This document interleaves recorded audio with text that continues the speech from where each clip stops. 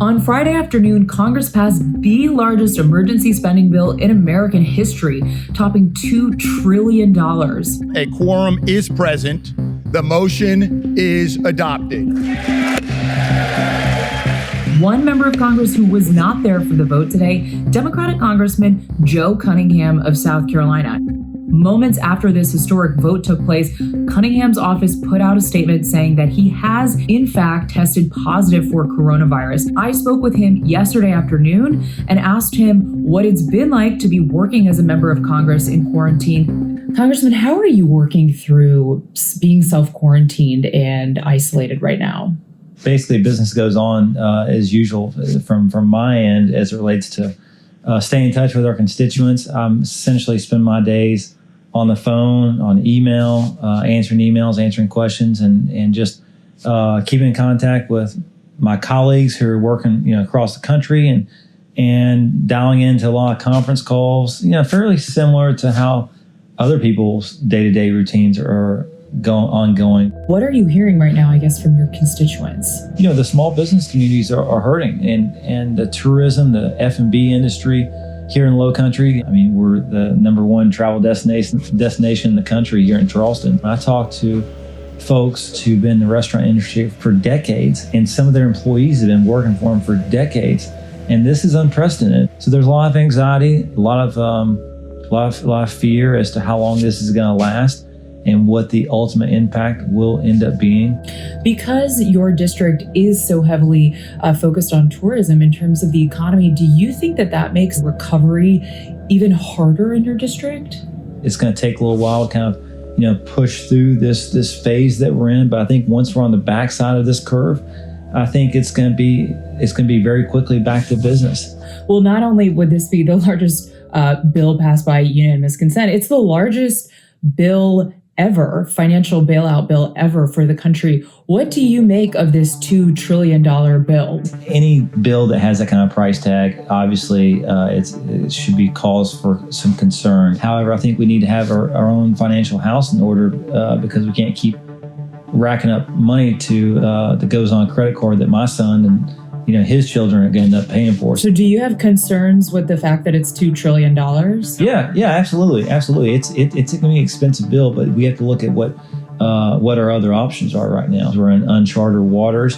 We're on the brink of a recession, and it could very well lead into a depression-like atmosphere if we don't do something about it. The country is burning, and your side wants to play political games. This past week, there was a lot of negotiations back and forth between Republicans and Democrats. Your fellow South Carolina Congressman Jim Clyburn said on a call that this was a tremendous opportunity to restructure things to fit our visions. And there were a number of measures that Democrats had put in this bill originally that's, were related to wind and solar tax credits and environmental regulations for airlines. Is that appropriate right now? Well, and I've got some different viewpoints of this that some of my colleagues may have. We need to put our partisan hats aside right now and think strictly of the small businesses and the employees that are hurting right now because of coronavirus. We can't muddy the waters and complicate things further by trying to add in our own little wins. And look, let's be clear. Both Democrats and Republicans have probably been guilty of this. And I think more than anything, we need to be transparent with the American people as far as what this money is going towards, what it's going to cover, and who it's going to help. Or do you have concerns about the government being able to continue to do its job right now? There's some discussions on remote voting and or proxy voting. But some measures have to be put in place to deal with the problems we're going to face right now. Voting is just one part of it. A bigger portion is the committee hearings and subcommittee hearings, meeting with constituents, hearing the concerns of folks. And what do you make of how the president and his administration has responded to this outbreak and this pandemic right now?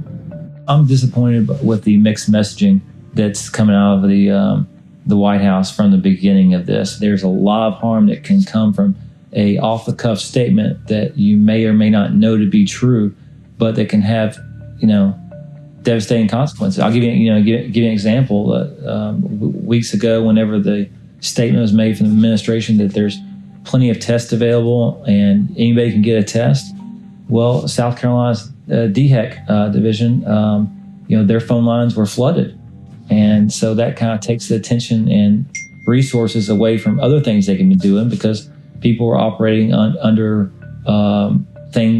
notions that may or may not be true. I think that it's important we all come together and put our partisanship aside and just focus on kind of what's ahead and what we can do to make things better, as opposed to looking back and saying we could have done X, Y, and Z. I think there's going to be plenty of time for that after we make it through this. But right now, we all need to be coming together, singing from the same sheet of music, and operating under a basic set of facts.